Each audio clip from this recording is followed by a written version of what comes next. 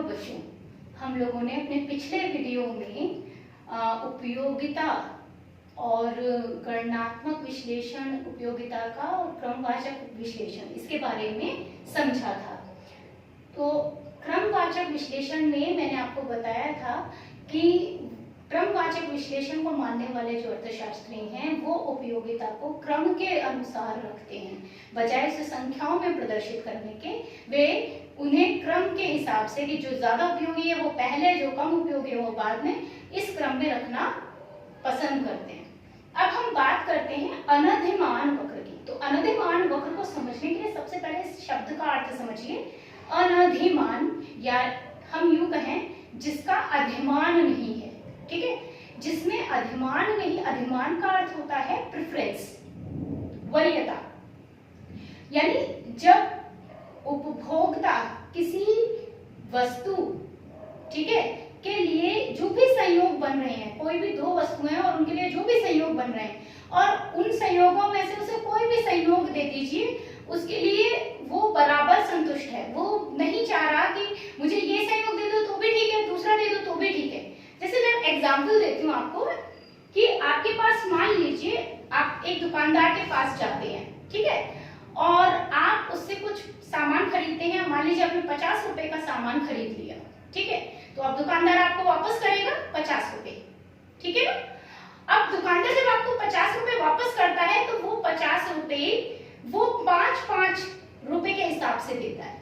अब वो जो 5-5 रुपए के हिसाब से दे रहा है तो टोटल कितने रुपए देगा वो आप समझ सकते हैं कि उसमें उस 10 5-5 के नोट होने चाहिए। अब मान लीजिए वो 10 5-5 के नोट नहीं देता, वो आपको एक 5 का नोट देता है और बाकी के 9 सिक्के देता है, ठीक है। तो अगर उसने, मान लीजिए आपको वो जो 50 रुपए वो दे रहा है, ठीक है, वो 50 रुपए आपको वो कैसे दे रहा है कि रुपए, अगर मैं कहती हूँ 5 रुपए, ठीक है, और 5 रुपए के सिक्के,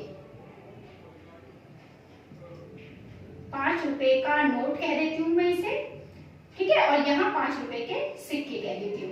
तो अगर हमारे 5 रुपए का नोट है, 5 रुपए के नोट यहाँ अगर हम कहते हैं, तो देखिए कितने संयोग हमारे बन सकते हैं। अगर मैं कहूँ A B C D E, कितने भी, मैं अभी देखते जाते हैं हम कितने संयोग हमारे बन रहे हैं 50 रुपए में। हम एक नोट 5 रुपए का लें तो हमारे 9 सिक्के अगर हमारे 5 रुपए के मिल रहे हैं, तो है तो वो भी 5 रुपए, कीमत तो उनकी वो 5 रुपए के हिसाब से ही है, तो हमारे 9 पंजे 45 और एक 5 रुपए का नोट तब भी 50 रुपए बन रहे हैं। अगर दुकानदार 2 नोट दे रहा है और हमें सिक्के दे रहा है 8, तो भी कोई फर्क नहीं पड़ना क्योंकि रुपए तो 50 ही है।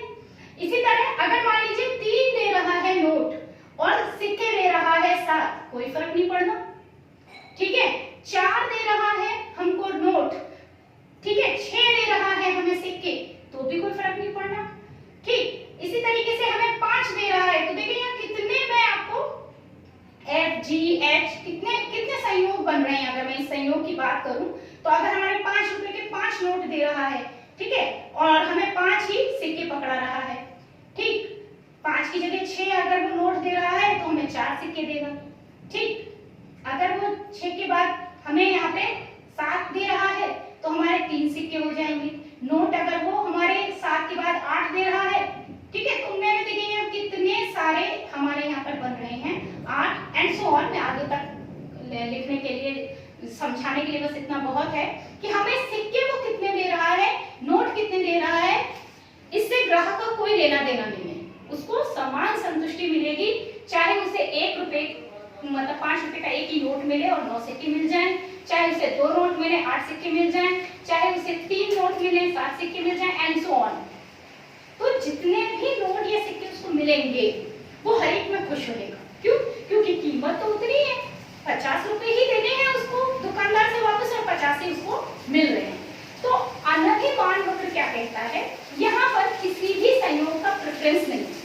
अभी जब हमने इससे पिछले हमने उदाहरणों की बात की थी, तो एक उदाहरण था जिसमें मैंने आपको बोला था, केले और आम का उदाहरण दिया था कि व्यक्ति को क्या पसंद है, आम पसंद है कि केला पसंद है, तो दोनों में से वो क्या पसंद करेगा, वो उस अनुसार वस्तु को खरीदेगा, ठीक है, कि उसे क्या पसंद है और दूसरी चीज उसकी आय कितनी है।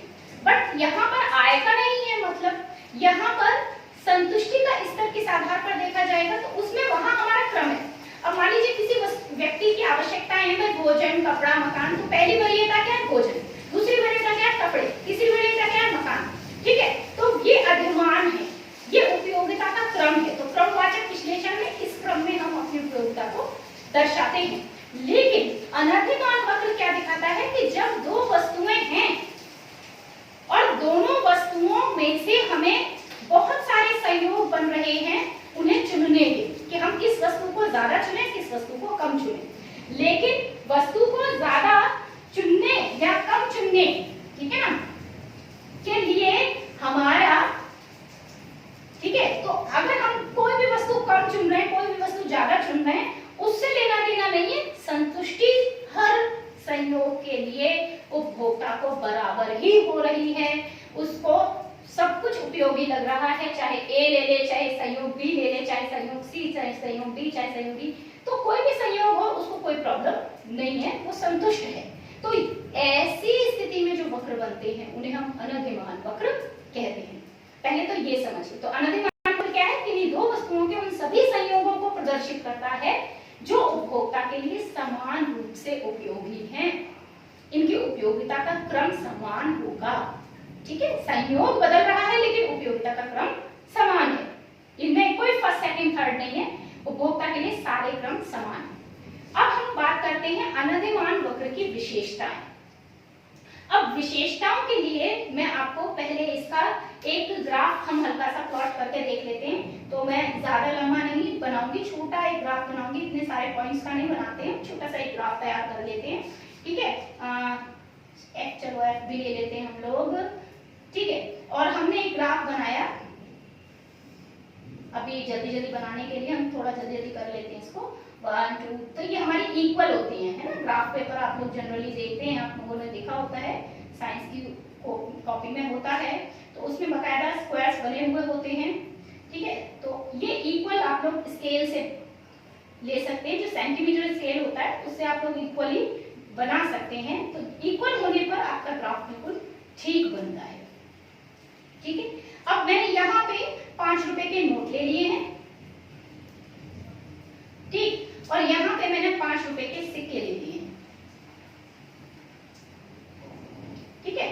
तो अब हमने अगर 5 रुपए के नोट देखे और 5 रुपए के सिक्के देखा, तो देखिए जब आपका 5 रुपए का एक नोट था तो आपके सिक्के कितने थे, अरे यहाँ हमें ज्यादा बनाने पड़ेंगे खाने, चलिए ठीक है, हम लोग थोड़ा ज्यादा ले लेते हैं अपना,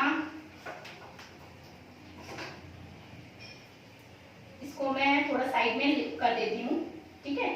1 2 3 4 5 एंड 6, ओके। और हमने इस ग्राफ में ये थोड़ा सा लेंथी लंबा कर लिया है इसको, 7 8 एंड 9, ओके। तो मतलब ये आप अपने अकॉर्डिंग ग्राफ बना सकते हैं, ऐसा कुछ भी नहीं है, इसको बनाना इतना मुश्किल नहीं है। तो हमारा जो पहला है नोट, तो हमारे यहाँ पर सिक्के हो गए 9, ठीक, हमने यहाँ पे टिक कर दिया इसको, यहाँ से और यहाँ से स्केल से आप लोग बिल्कुल सीधा सीधा नाप के देख सकते हैं, तो आपको ग्राफ प्लॉट करने में इजी हो जाएगा, ठीक है। मैं तो ऐसे ही ले रही हूँ, पर आप लोग इसको स्केल से कर सकते हैं। अब इसके बाद भी 2 से हमारा 8 आता है, ठीक है। अगर हमारे रुपए 2 हैं और हमारे जो नोट है वो 2 हैं और सिक्के जो है वो 8 हैं, तो हमारा ये ग्राफ यहाँ पे इस तरीके से जा रहा है, ठीक। जब आपके 3 हैं सिक्के तो आपका 7 पे जा रहा है ग्राफ, ओके। तो यहाँ हमारा 3 से मैं ऐसे लेती हूँ, ये थोड़ा और सीधा करते हैं, तो आई थिंक मेरे हिसाब से यहाँ बैठना चाहिए अकॉर्डिंग टू मी, है ना। और 4 हम लोग अगर लेते हैं, okay, I have taken this little bit,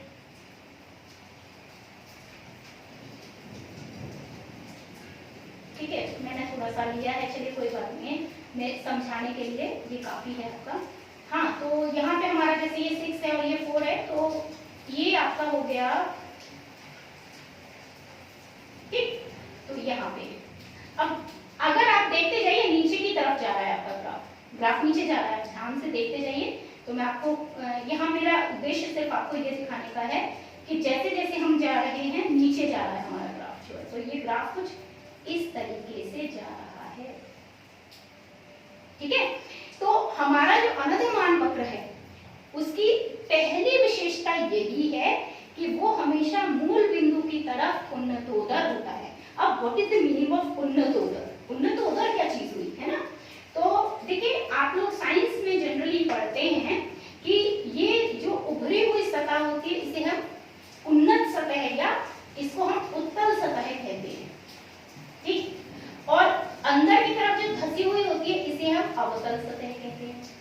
आपने अच्छे से पढ़ा होगा कि हमारी उत्तल सतह जो होती है वो उभरी हुई होती है, इस तरीके से बाहर की तरफ हमारा उभरा हुआ भाग होगा, और जो हमारी अवतल सतह होती है वो ये अंदर की तरफ धसी हुई जो सतह होती है वो अवतल सतह होती है। एक चमचे में भी आप देख सकते हो, एक प्लेट में भी आप देख सकते हो, कटोरी में भी देख सकते हो, जो कटोरी का अंदर धसा भाग है वो एक अवतल सतह की तरह है, जो उभरा भाग है वो एक उत्तल सतह की तरह है। तो यहाँ आपका जो ग्राफ बनता है वो कैसा बन रहा है? कुछ इस तरीके से उभरा हुआ बन रहा है नीचे की तरफ। तो मूल बिंदु है ये हमारा, पहले भी हम लोग जान चुके हैं कि इस बिंदु को हम मूल बिंदु कहते हैं। तो ये मूल बिंदु की तरफ उन्नतोदर ग्राफ बनता है। तो अनधिमान वक्र कैसा होता है? मूल बिंदु की तरफ उन्नतोदर होता है। दूसरी बात, इसका ढाल सदैव ऋणात्मक और नीचे की ओर होगा। ऋणात्मक क्यों? नीचे की तरफ है, देखिए इसका ढाल हमेशा नीचे जा रहा है, ऐसे गिर रहा है नीचे की तरफ। ठीक, ऐसे सीधा नहीं रहता, ऐसे ऊपर नहीं जा रहा। ना तो ये ग्राफ यूं ऊपर जा रहा है, ना ये ग्राफ यूं सीधा रह रहा है, ना यूं रह रहा है, ये नीचे जा रहा है। तो नीचे जाने का मतलब है कि ये हमेशा ऋणात्मक होगा इसका ढाल, और नीचे की ओर होगा ग्राफ। ठीक है, दूसरी बात, फिर इसके बाद में आपका कि दो अनधिमान वक्र कभी भी एक दूसरे को प्रतिच्छेद नहीं करते। क्यों नहीं करते? क्योंकि अभी मैंने इतने सारे संयोग आपको दिखाए। ठीक है, हर संयोग के लिए मैं आपको बता दूं, अनधिमान वक्र अलग अलग बनते हैं। यदि हमारे दो अनधिमान वक्र को हम काटेंगे तो वो हमें क्या देंगे?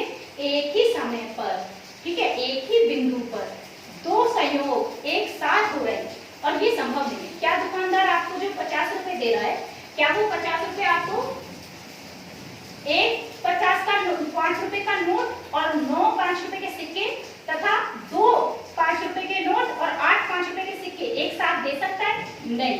अगर वो ऐसा करेगा तो वो 50 रुपए नहीं, आपको 100 रुपए देगा। ठीक है कि नहीं? तो कहने का मतलब है वो इन सारे संयोगों में से कोई एक संयोग ही चुन पाएगा, एक ही संयोग को कर पाएगा। इसलिए हमारा अनधिमान वक्र कभी भी एक दूसरे को प्रतिच्छेद नहीं करेंगे, क्योंकि अगर प्रतिच्छेद उन्होंने किया तो उस बिंदु पर दो संयोग एक साथ प्रदर्शित होंगे, जो कि गलत होगा और जो कि असंभव है, हो भी नहीं सकता। ठीक है, संभव ही नहीं है। अच्छा, नीचे ऋणात्मक क्यों कह रहे हैं हम इसको? इसलिए कि जब हमारे संयोग में दोनों वस्तुओं में से एक वस्तु की मांग को हम बढ़ाएंगे, एक वस्तु बढ़ेगी तो दूसरी ऑटोमेटिकली कम हो जाएगी। जब हमने रुपयों की संख्या बढ़ाई, रुपए के जो नोट थे, नोटों की संख्या बढ़ाई, तो हमारी जो सिक्के थे उनकी संख्या घटने लगी।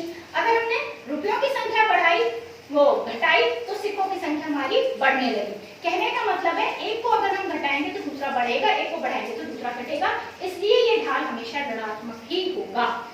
नेक्स्ट पॉइंट जो है इसका इंडिफरेंस कर्व का, वो ये है कि इस वक्र में, इस कर्व में जितने भी बिंदु हैं वो उन संयोगों को दर्शा रहे हैं जिनके प्रति उपभोक्ता उदासीन है। मतलब उपभोक्ता को कोई फर्क नहीं पड़ता उनमें से वो किस संयोग का चयन करे, कोई भी संयोग उसके साथ हो जाए, कोई भी संयोग का वो चयन कर ले, उसको कोई फर्क नहीं पड़ने वाला, वो उदासीन है। इसलिए इस वक्र को एक और नाम से भी जानते हैं, उदासीन वक्र। और इसके अलावा भी एक और नाम है तटस्थ वक्र। तटस्थ वक्र का मतलब है कि जिसके प्रति व्यक्ति जो उपभोक्ता है वो तटस्थ है, वो अपनी बात चेंज नहीं कर रहा, वो अपने विचार चेंज नहीं कर रहा, अपना जो उसकी सोच है उसको बदल नहीं रहा। ठीक है ना? तो वो उनमें से कोई भी संयोग मिल जाए, सबके लिए उसको समान संतुष्टि प्राप्त हो रही है, तो वो तटस्थता वक्र भी कहलाता है और उदासीन वक्र भी कहलाता है, इंग्लिश में इंडिफरेंस कर्व। ठीक, फिर इसके बाद में उच्च अनधिमान वक्र जो होता है वो हमेशा उच्च स्तर की उपयोगिता को दर्शाता है। ये मैं आपको थोड़ा समझा देती हूँ कैसे, कि हमारा जो ए बी सी, मैं 3 स्थितियां ले रही हूँ। ठीक है, हमने 3 स्थितियां ले ली हैं, ए बी और सी। ठीक है।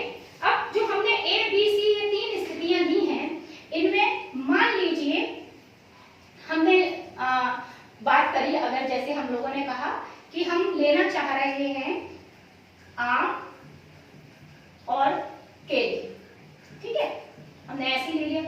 अब रुपए और वो तो हम लोगों ने एक डिस्कस कर लिया, एक पॉइंट ये भी डिस्कस कर लेते हैं कि हम लेना चाह रहे हैं आम और केले, ठीक है। मान लीजिए हम 1 किलो आम लेना चाह रहे हैं और 2 किलो केले लेना चाह रहे हैं अपनी आय में से, ठीक है। हम अगर 1 किलो के बजाय 2 किलो, 1 किलो आम 2 किलो केले हैं, हम मान लीजिए 2 किलो आम करना चाह रहे हैं और केले हमारे मान लीजिए 1 किलो हो जाए, या किलो छोड़िए, मैं आपको सिर्फ इतना कह देती हूँ कि एक बच्चा है उसको आप 1 आम दे रहे हैं 2 केले दे रहे हैं, या उसे 2 आम दे रहे हैं 1 केला दे रहे हैं, ठीक है। तो या फिर उसे तीसरा दे रहे हैं आप कि उसे 2 आम दे रहे हैं और 2 ही केले दे रहे हैं, फिर आप उसे 2 आम दे रहे हैं 3 केले दे रहे हैं। अब आप खुद ही बताइए, जब आप 1 आम दे रहे थे 2 केले दे रहे थे, ठीक है, और 2 आम दे रहे थे 1 केले दे रहे थे, तो इसमें उसको चूज करने का अधिकार है, उसे क्या पसंद है वो चूज कर सकता है, ठीक है। मैंने इसीलिए इतने सारे लिखे हैं कि चूज करने का उसके पास अधिकार है कि वो आम खाए। अगर आम ज्यादा पसंद है तो वो ये वाला चयन कर सकता है जिसमें आम ज्यादा मिल रहे हैं केले कम मिल रहे हैं, और अगर उसे केले ज्यादा पसंद है तो वो ये वाला चयन कर सकता है, ए वाला, जिसमें उसे आम ज्यादा मिल रहे हैं, वो आम कम मिल रहे हैं और केले ज्यादा मिल रहे हैं। लेकिन यदि दोनों वस्तुओं में से एक वस्तु तटस्थ हो जाती है, एक वस्तु स्थिर हो जाती है, उसकी मात्रा को हम स्थिर कर देते हैं, तो हमारी दूसरी वस्तु की मात्रा अगर बढ़ती जाएगी तो उपभोक्ता जो होगा, जो व्यक्ति होगा, वो जिससे ज्यादा, जो उसको ज्यादा उपयोगी लगेगा वो वाला स्तर चयन करेगा।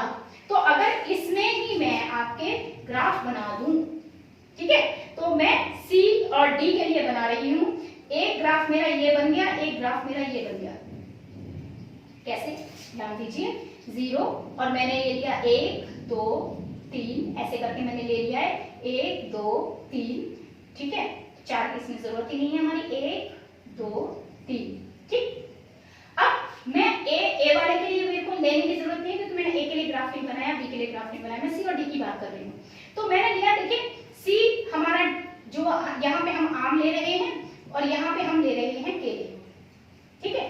तो आप देख रहे हो कि जब मैंने आम के लिए लिया तो ये देखिए 2 है ना, और ये भी 2 है, ठीक है। तो मैं अपना जो ग्राफ है वो इस तरीके से बनाती हूँ कि ये भी 2 ये भी 2 और ये पॉइंट मुझे मिल गया, तो मेरा ग्राफ कुछ ऐसे जाएगा।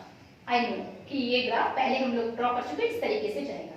और जब हम डी पोजीशन, तो ये हमारा कौन सा ग्राफ है, सी ग्राफ, ठीक है। और ये हमारा ग्राफ जो है, अगर हम 3 के लिए लेते हैं और 2 के लिए लेते हैं तो ये ग्राफ यहाँ पे हमें पॉइंट देगा, तो ग्राफ कुछ इस तरह जाएगा। ये हमारा डी के लिए ग्राफ है। तो ऑब्वियस सी बात है कि व्यक्ति को फायदा किसमें है, लाभ किसमें है। पहले सबसे पहले मैंने बताया था अर्थव्यवस्था का सबसे महत्वपूर्ण तत्व है लाभ, कि उपभोक्ता भी लाभ ढूंढेगा और उत्पादक भी लाभ ढूंढेगा। तो उपभोक्ता को लाभ कहाँ है, उसके लिए उपयोगी कौन है, जो डी वाली पोजीशन है, जो डी वाला ग्राफ है, वो ज्यादा उसके लिए लाभप्रद है। तो जितना अनुमान वक्र ऊंचा होता जाएगा उतना ज्यादा वो उच्च उपयोगिता के स्तर को दर्शाएगा। तो ये ज्यादा उपयोगी होगा उपभोक्ता के लिए, ये कम उपयोगी होगा, क्योंकि एक वस्तु तो उसमें निश्चित है, उसमें कोई चेंज नहीं है, तो वो तो उसे उतनी मिलनी ही मिलनी है। दूसरी में उसको कम ज्यादा हो रहा है, तो ऑब्वियस सी बात है जिसमें उसको फायदा लगेगा वो वाला स्तर चयन करेगा। तो उपभोक्ता का जो उपयोगिता का स्तर है वो उच्च अनुमान वक्र के साथ उच्च होता जाएगा, ठीक है। यहाँ हमारा अनुमान वक्र क्लियर हो जाता है।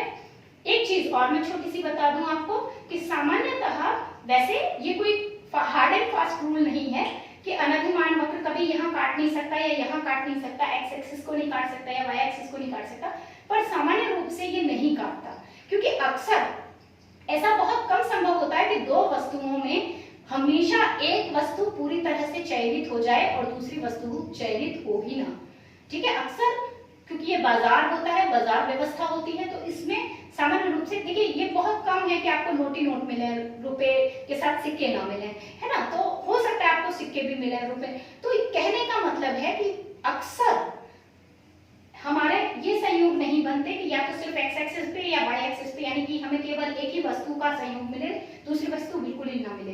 तो ऐसी स्थिति में हमारा एक्स एक्सिस और वाई एक्सिस जो है वो कटते नहीं है, ठीक है। तो लेकिन ये कोई हार्ड एंड फास्ट नहीं है, इसलिए ये अनधिमान वक्र की विशेषता के तौर पर नहीं कहा जा सकता कि अनधिमान वक्र कभी एक्स एक्सिस को नहीं काटेगा या वाई एक्सिस को नहीं काटेगा।